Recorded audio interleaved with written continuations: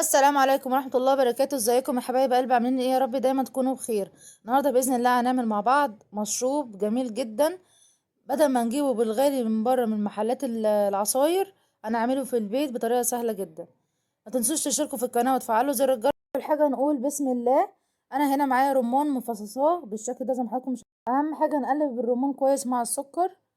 ما ننساش نصلي على سيدنا محمد ونقول اللهم صل وسلم وبارك على نبينا محمد وعلى آله واصحابه اجمعين. بعد ما قلبنا الرمان كويس مع السكر، هنبتدي ان احنا نغطيها ونسيبها على جنب. اول حاجة بعد كده، والمكون التاني يكون معانا كوباية من الكركديه شطفاه كويس من التراب. بعد كده انزل عليه بمية مغلية، اسيب الكركديه منقوع في المية المغلية. وبعد كده ان احنا نصفي الكركديه من زهرة الكركديه. شايفين الصوص الجميل اللي نزل من الرمان بتاعنا؟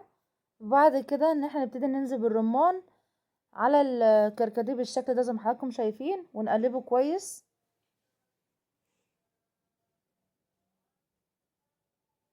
وبألف هنا.